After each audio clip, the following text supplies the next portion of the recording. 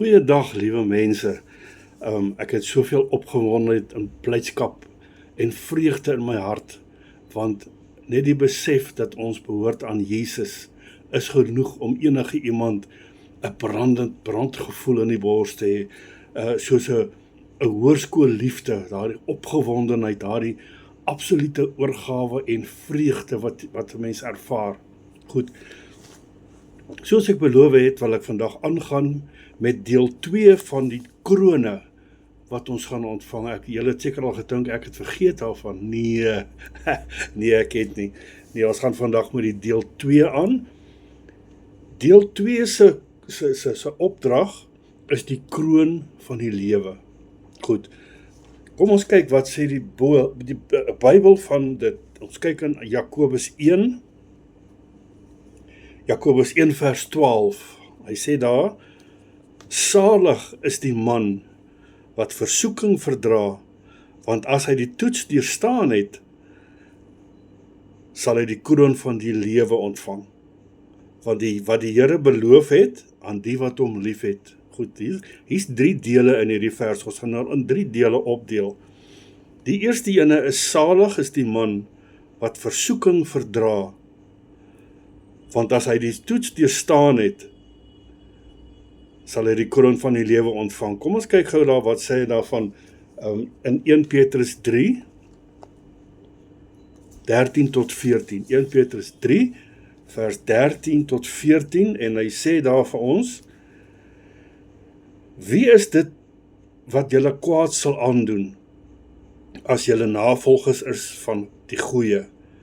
Maar as julle ook moet ly ter wille van die geregtigheid, salig is julle, en vrees hulle glad nie, en wees nie ontsteld nie.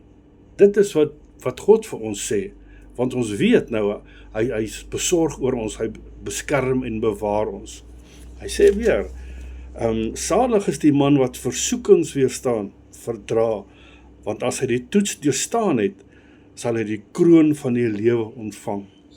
Duidelik sê hy daar vir ons moet die toets weerstaan, ons moet die versoekings weerstaan. Hy sê, weerstaan die duiwel en as hy van jou af wegvlug. Ons sien dit het Jesus ons bewys, toe die duiwel hom versoek het in die woestyn.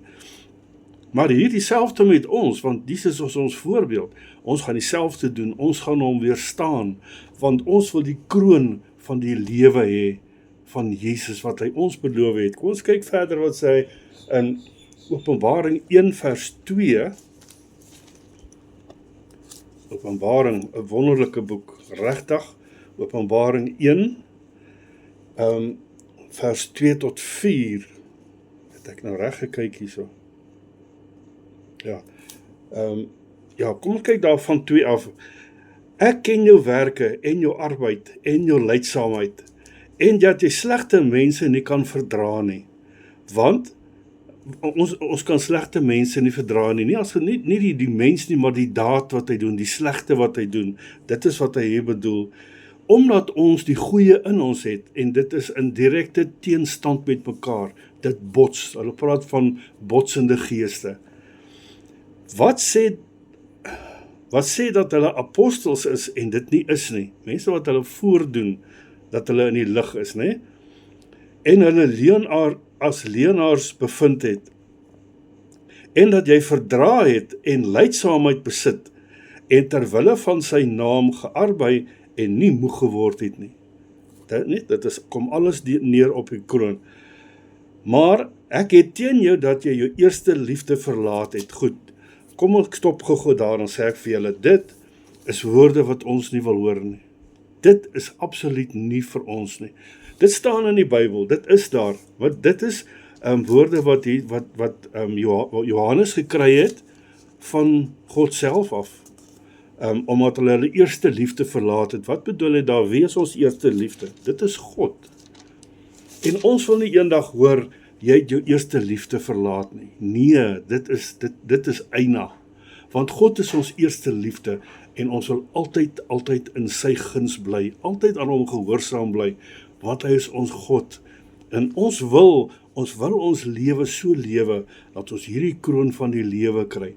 So hierdie vers is uitsluitlik geskryf vir mense wat hulle eerste liefde verlaat het. Ons gaan nie daarna toe nie. Ons gaan dit nie ervaar nie, want ons is kinders van die lig. Onthou, ons het Jesus aangeneem en ons gaan wandel in sy lig en ons gaan aan hom gehoorsaam wees. En daarom is dit 'n vastheid in ons. Kom ek verduidelik dit so.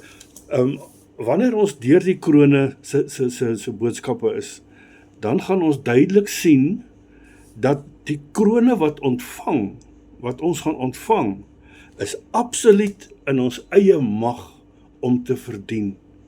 Want dit is wat Jesus vir ons wil gee. Dit is, kom ons sê, noem dit 'n bonus. Ekskuus. Maar dit is wat hy vir ons wil gee, omdat ons op sy goeie weg gebly het. Hy gaan ons beloon. En daardeur gaan ons 'n rangorde in die hemel, waardeur ons gaan heers saam met Jesus in die 1000 jaar verdrukking tot in alle ewigheid. Ons gaan werk vir Jesus. Ons gaan nog steeds vir hom diens doen. En volgens die hoeveelheid krone wat ons gekry het, gaan ons ingedeel word in verskillende, kan ek amper sê, vlakke. Maar soos wat hy ook gesê het, indien jy geen kroon ontvang nie, gaan jy net skade ly. Wat is skade ly? Die skade van die waarde van die kroon. Jy gaan nie hel toe daardeur nie, maar jy gaan net 'n gewone dienaar bly. Maar ons wat krone ontvang, die wat krone ontvang, gaan meer verantwoordeliker werk, kan ek amper sê, ontvang, om vir Jesus in diens te wees in die hemel. So, dit is basies die kroon van die lewe wat ons ontvang. Ons het gekyk vorige keer na die onverwelklike kroon. Dit is wanneer ons soos 'n resies wat hy voor beskryf het, om die wedren te voltooi. As ons die wedren voltooi, dan kry ons die onverwelklike kroon.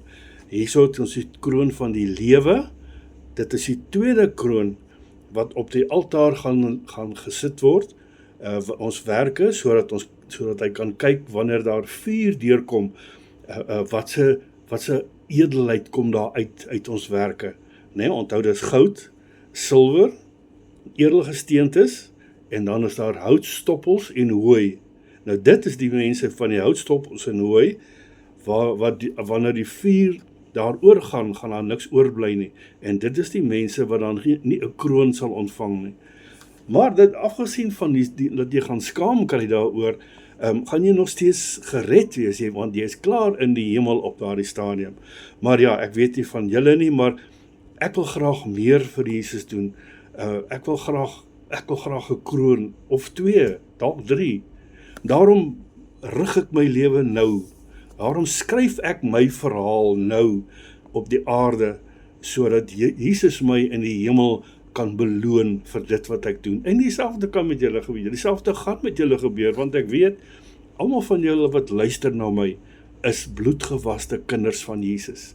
En ek prys die Here daarvoor, want dis lekker om met my boeties en sissies te praat, en vir julle vertel, en oor te bring van dit wat die Heilige Gees op my hart gelê het vandag, om hierdie te verduidelik aan julle, dat julle weet, daar wag vir ons 'n beloning in die hemel. Dit is wonderlik om te weet, dit is absoluut fantasties. Afgesien van dit alles wat Jesus vir ons nou in die wêreld doen, in ons lewe hier, terwyl ons verdruk word, want ons word verdruk.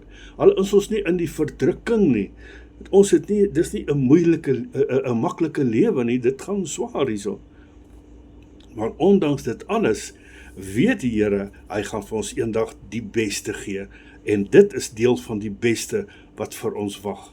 Ek hoop julle het verstaan, ek hoop is vir julle duidelik, en ons gaan verder, dan gaan ons kyk ons, so by, ergens in die week, dan kom ons by die krone, die 3de kroon. Mag julle 'n wonderlike, geseënde, lieflike dag hê, in Jesus se naam.